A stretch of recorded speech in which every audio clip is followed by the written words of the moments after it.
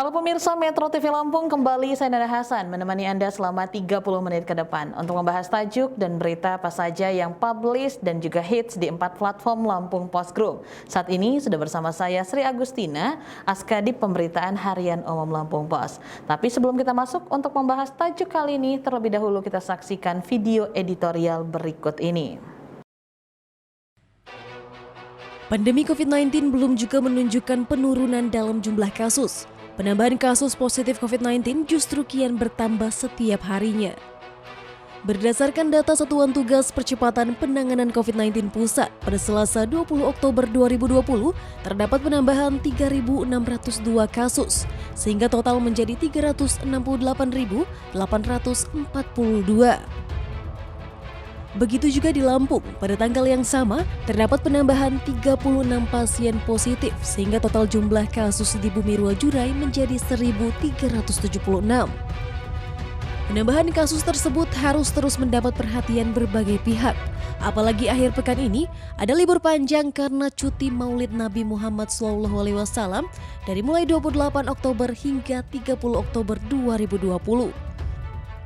Dari pengalaman sebelumnya, libur panjang terbukti meningkatkan jumlah kasus COVID-19 di Indonesia. Dua libur panjang dimaksud adalah hari ulang tahun kemerdekaan Republik Indonesia dan juga Idul Fitri. Kenaikan jumlah kasus pada dua liburan tersebut cukup signifikan.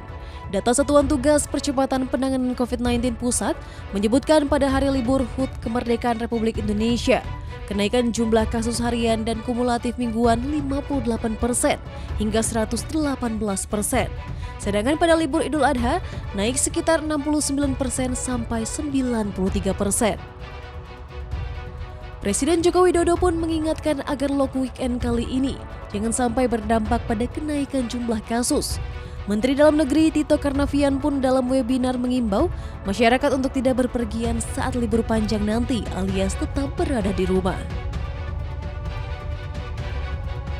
Mantan Kapolri tersebut meminta masyarakat memanfaatkan libur dengan kegiatan positif, khususnya menunjang kesehatan, kalaupun terpaksa berpergian tak meninggalkan protokol kesehatan. Destinasi wisata bakal menjadi lokasi yang banyak diburu wisatawan untuk mengisi liburan kali ini. Namun para wisatawan tidak boleh abai terhadap protokol kesehatan sebagai upaya menjaga diri sendiri dan juga orang lain. Para pengusaha lokasi wisata pun harus ikut dalam mencegah terjadinya penyebaran virus mematikan tersebut. Sarana protokol kesehatan seperti menyediakan tempat mencuci tangan beserta sabun atau hand sanitizer dan juga pemeriksaan suhu tubuh serta pengawasan yang ketat agar tidak terjadi kerumunan. Begitu juga dengan Satuan Tugas Penanganan COVID-19 untuk meningkatkan patroli dalam mengawasi setiap lokasi wisata. Hal itu agar masyarakat benar-benar menaati dengan menjalankan protokol kesehatan yang sudah ditetapkan pemerintah. Di tengah pandemi seperti saat ini, liburan memang bisa menjadi salah satu jalan agar pikiran bisa sedikit fresh menjalani kondisi yang serba sulit ini. Namun menaati protokol kesehatan dalam mengisi liburan menjadi hal yang wajib dilakukan, jangan sampai liburan menjadi klaster baru COVID-19.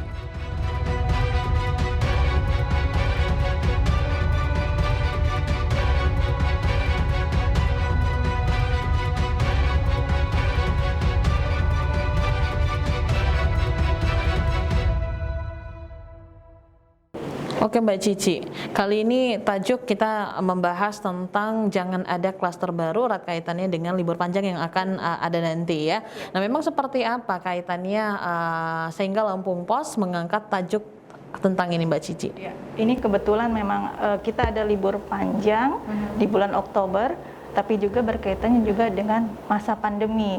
Nah, libur panjang dan masa pandemi ini sangat berkaitan karena kita belajar dari sebelumnya setiap libur panjang pasti ada penambahan jumlah terinfeksi COVID-19 atau COVID-19 ini.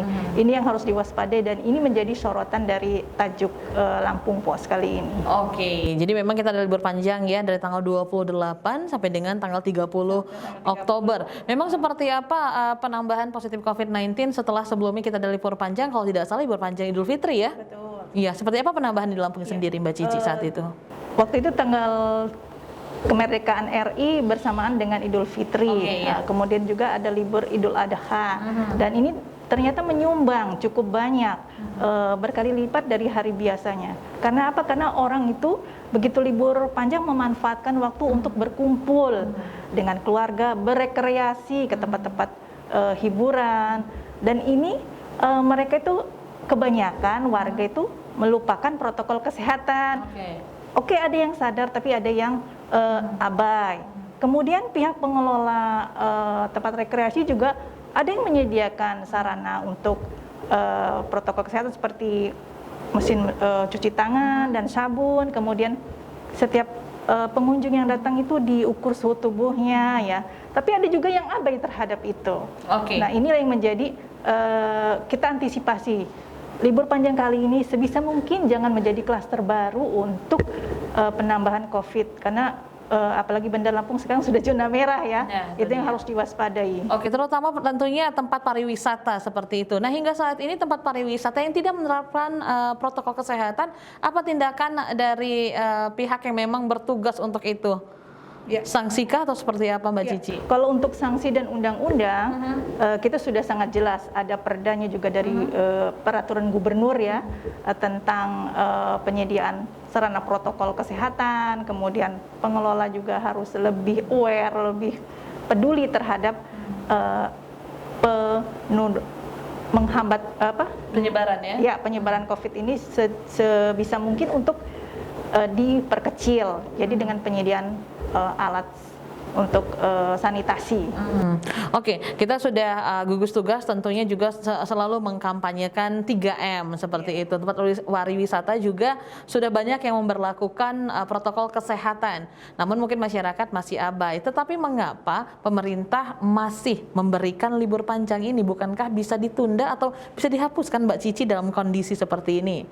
Tapi tahan dulu jawabannya, Mbak Cici ya. Kita akan lanjutkan sesaat lagi. Pemirsa Metro TV Lampung, jangan kemana-mana karena kami akan kembali sesaat lagi.